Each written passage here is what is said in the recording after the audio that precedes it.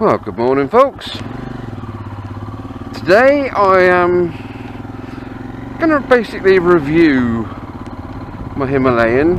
I've done many things to it, as you know. I'm hoping that my microphone is working properly. I've just done a little bit of adjustment to it. I haven't had a chance to buy a new one yet, so please bear with. Okay, so I'm just off to Southampton. I've got a bike part in my top box which I've sold to a fellow biker colleague, so that's going to be about an hour. Luckily this video hopefully won't be that long. It's a beautiful day, so off we go. The bar risers now fitted. I'm in much more of an upright position. It's much more comfortable for me. The bike now fits me perfectly. I'm absolutely as comfortable as I could possibly be. So in that aspect, you know, if you're anything over sort of, you know, 5'8", 5'9", I would thoroughly recommend bar risers, or even under, thinking about it, because you need the handlebars nearer you, don't you? So, but you can get ones that actually come up and back and angle back towards you. So just do a little bit of shopping around if you need to, if you're going to be buying that kind of thing. Right, so the Himalayan, the 410 single cylinder air-cooled thumper from Royal Enfield. Yes, those of you that have been following my other videos will know I've had a few issues with the bike. Nothing that hasn't been fixed, so that's a good point. I bought it and took delivery on the 1st of December 2018. It's now almost mid-April 2019. The bike's been away from me for roughly 6 weeks. 2 different dealerships trying to sort out the rattle on the cylinder head, which was put down to a valve guide. Now do not let that put you off. It was probably the first instance of it happening ever. And it's just my luck, isn't it? But then again, that's life sometimes, isn't it? People said to me, why on earth aren't you jumping up and down? Why do that? You know, crikey, you only live once. Keep your chin up, you know, concentrate, be productive. I'm an optimist, not a pessimist. And the second dealership I took it to, the guys there changed the cylinder head itself, and the bike is now 100%. So now all that nastiness is out the way. What's the bike like? Well, the bike is, in one word, brilliant. If you want a bike that's capable of doing 80 miles an hour on the motorway, don't buy it. You know, if you're a commuter, or you like to do adventure riding and you haven't got 8 grand sat in the bank to buy a bike, this is the bike for you. Seriously, it's an absolute whiz. Royal Enfield India have got this bike bang on. Yes, there are a couple of little issues I've commented on about, you know, corrosion and things on the spokes and stuff, but it's made up of the sum of its parts, and the parts are generally very, very good. There have been a few tiny little niggles. I'm on the Facebook group, Royal Enfield Himalayan Owners UK. Take a look at it, scroll down through. Like any bike group, you know, any make of bike ever, there has been, you know, little niggles. I mean, you know, it's life, isn't it? It's what happens. It's a new machine, it's a new concept from Royal Enfield. Yes, they've done testing on it, but come on, at the end of the day, this is a completely different environment in the UK to what it is in India. So, you know, corrosion over there doesn't. We have salt on our roads here. You put salt on any metal on, it will corrode it. Even stainless steel. Well, some grades of stainless steel, I should add. The bike's comfortable. It's nippy. It's got good low down torque. It's very, very comfortable. When I first got on the demo bike and had a ride, I thought to myself, my goodness me, this is something else. It was like getting on an old push bike that you had when you were a kiddie. You immediately felt at home on it, and it did everything I asked it to and more. Is there anything I don't like about the bike? In all honesty, no. I think they've got it bang on, Royal Enfield. Would I change anything on the bike if I was working for Royal Enfield? Well, I've got to have a really good think about that. Nothing springs to mind immediately. I suppose slightly higher top yoke for the handlebars, but that's just me being a little bit on the picky side, and the bike didn't fit me exactly. Now it does with the bar risers. What else can I pick up on? No, I can't think of anything, to be honest. Vibration is minimal. I've even removed my bar end weights to fit these bike breakers or hand guards, whatever you like to call them, and no, I don't find any issue at all. Obviously, when the bike was poorly with that cylinder head issue, it was vibrating all over the place and making all sorts of horrible noises, but that's all done and dusted. That's ancient history now, and I'm riding towards the horizon with a huge smile on my face. I can't be happier. This is money well spent. It's a cracking machine. It's got good fuel mileage. At the moment I am on an indicated notch over half on the fuel gauge, which, take it with a pinch of salt that, guys, because it's not overly accurate, and I've done 94.2 miles. So I've not been hooning it around because I'm basically running the bike back in again. I've not gone over 60 miles an hour, to be honest, but then again, I live out in the countryside. I don't need to. I've got no motorways, you know. I don't need to get from A to B in any great hurry, you know, so I take life at a leisurely pace. I plan ahead. Looks of the bike, I think it's amazing.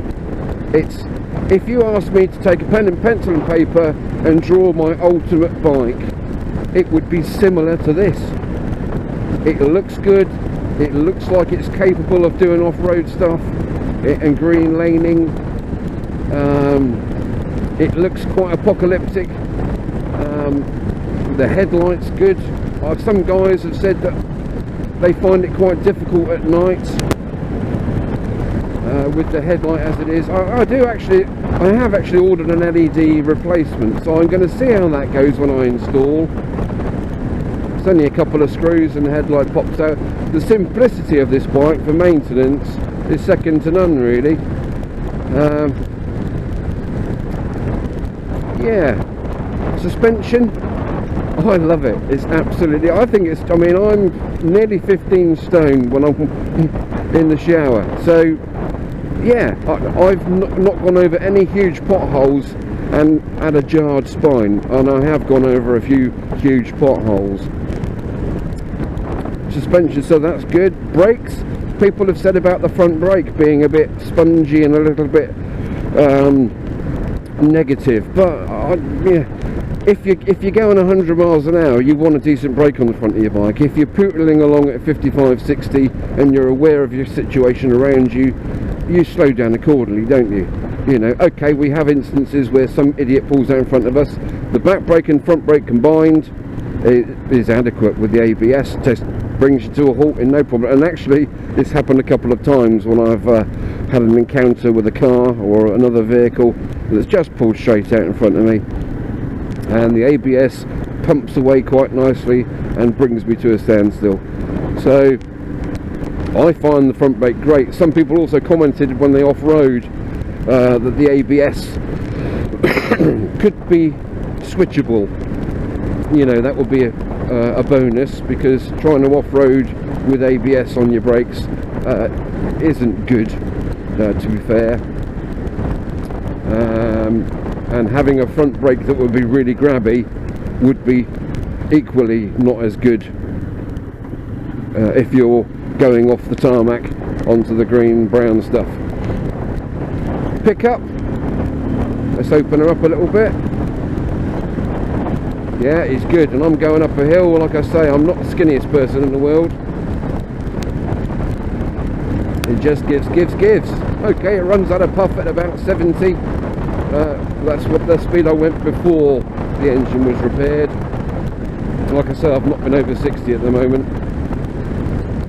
But yeah, if you want to motorway it all the time, it's capable, but I wouldn't want to be commuting up and down motorways all day, every day on the thing. It's just not made for that. It's a fun bike. It's a sensible bike. It's very practical. For its 191 kilos, it doesn't feel that heavy at all. You know, I've had big bikes and stuff and small bikes, and it feels like a smaller bike to me personally. Right, what's next? Done the brakes, done the steering, oh, there's steering. There have been a few issues and a few not recalls, but warranty jobs regarding the headstock bearings, because it seems to be around 3,000 miles. They seem to tighten up, or they get notchy or dry, or they just get tight and horrible. Mine did that 150 miles ago at 1,200 miles. I decided to sort that out myself. There is a video on here. Have a quick search for it if you've not seen it already. I literally dropped the forks out, dropped the yokes out, cleaned up the bearings. I found, and I think this is the case, that the top castellated nut is just done up too tight and is crushing the bearings. They are taper roller bearings. They do not need to be crushed up. They need to be just nipped up, and that's that. So since I've done that, this bike is absolutely true as a dart. Hands off handlebars beautifully. Sorry, I shouldn't have done that, but you can just see, if you've got notchy steering, you would have been off in the hedge, because it sticks. It's so free flowing now, it's unbelievable. This bike feels planted 100%. I'm loving these back roads. Superb.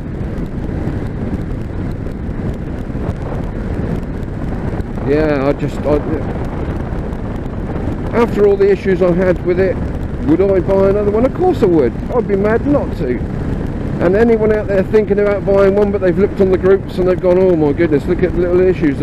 All bikes have them. Do not be swayed. Things have been put right under warranty. You've got a 2-year warranty. It's not an issue. So, what's biking all about? Come on, let's think about this now. Biking, you either buy a bike for commuting and or / having a bit of fun.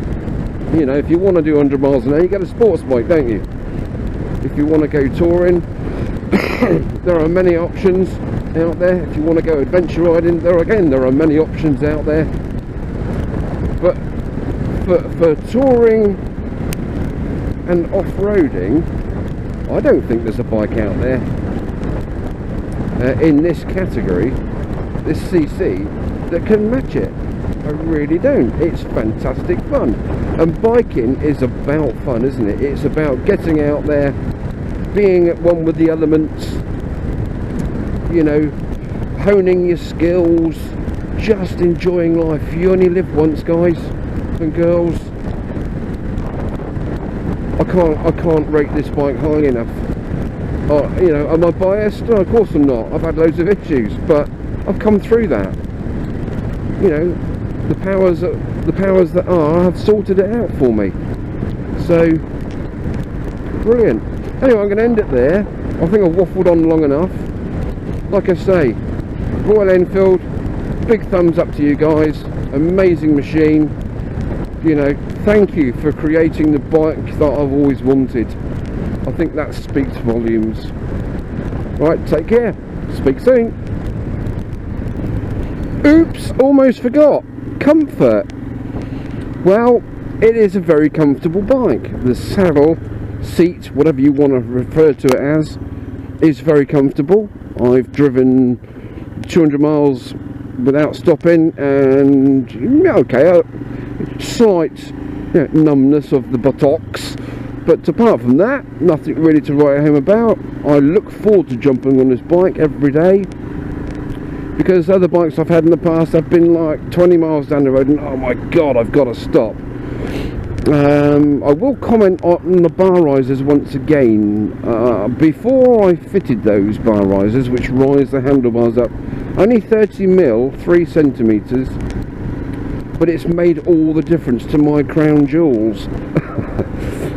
Not being funny, but leant forward that little bit more, I was finding with the angle of the seat sort of thrusting me towards the tank, I was getting crushed plums some of the time, depending on what gear I'm wearing. So now I am absolutely pain-free, I like to say. So there we go. Right, I will leave it there because I've got to negotiate all this nonsense. Right guys, take care. Thank you again for watching. Like my videos, dislike my videos, share, comment, whatever you like. Check out my other videos. I have done lots of mods, and there are a few useful tips on some of the videos for just looking after your bike and maintaining it. This is a tinkerer's bike, you know, which is great, because the more you tinker, the more you learn about your bike, and the more you take care of it, the better it will run, the longer it will last you. Right, people, yeah, be good, take care.